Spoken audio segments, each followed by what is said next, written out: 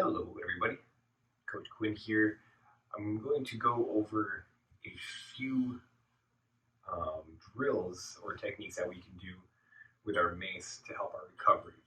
So in this video, you're going to get a few things for myofascial release using our mace instead of having all these fancy tools laying around and stuff and always having to look for them.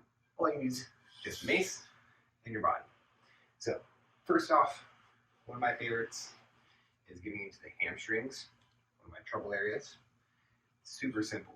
Just like you would with a foam roller or softball or tennis ball, you're just going to slide the globe underneath the muscle.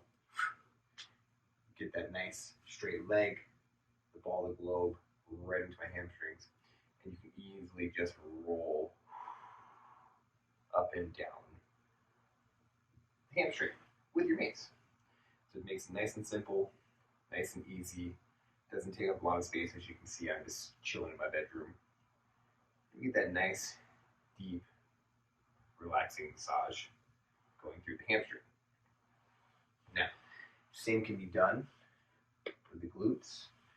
All right, you want to set the ball, the mace or the globe, right into that back pocket. You sit, cross it over. Ooh, yeah. We can get into your glutes as well, nice and easy with your mace. You can just sit there and hold it, trigger point it, rock it out. All right, so hamstrings and glutes. Bam. From there, we can go into the quads. For the quads, I don't like to lay on the mace because it's a lot of pressure, but you can lay on it and roll on the pommel of your mace like a foam roller.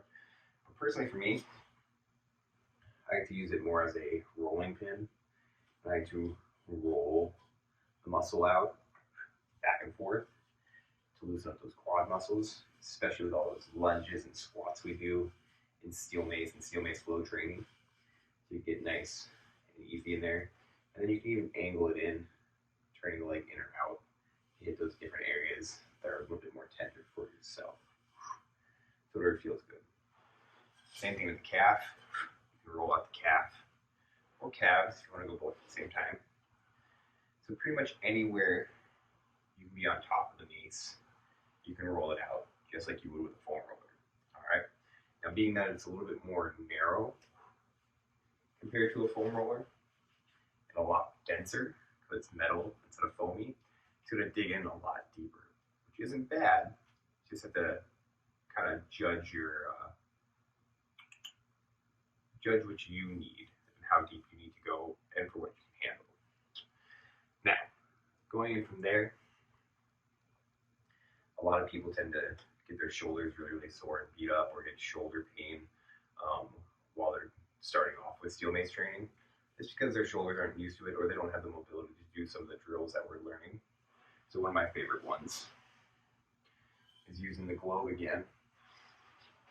I'm going to stick it right on the back of my shoulder. All right, this is my rear delts, teres minor, teres major. You just lay it right into that pocket. Ooh. You can kind of roll around on it a little bit if you'd like, or you can just move the arm around on it. Yeah, nice and tender. Whatever's going to help you dig in. Again, finding those trigger spots for yourself and just chilling out, letting it take time to release and to feel that muscle relax after a short time. 30 seconds to 2 minutes, depending on who you are, what you're doing, what spot. But it helps get in there nice and easy, nice and deep. Again, without having to go out and buy tennis balls or softballs or cross balls. Get this using this as your way to do it. You already have it. Bam. Now, this one's a little bit more challenging to get into. I recommend using a wall if you can to stabilize your mace. But we can get into the chest as well. So I like to slide my mace up against the wall so it doesn't slide out from under me. And I'm going to find my connection between my pec minor and my pec major. So take my thumb out, pull it in, just bending at the elbow. And that's where I want to stick the pommel of my mace. So find that spot, lean into it.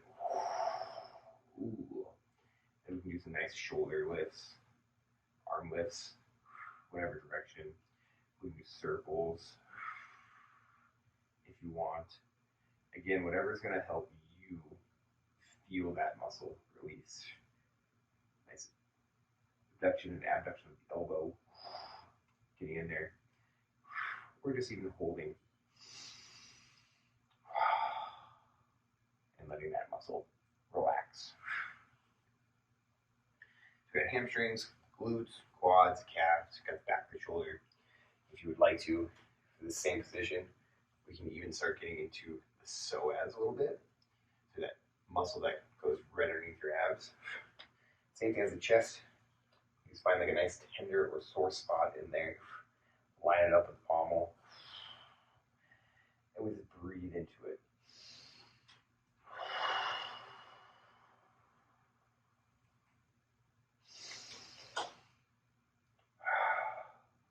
Trying to feel that nice release as we go through. We can move and adjust as needed.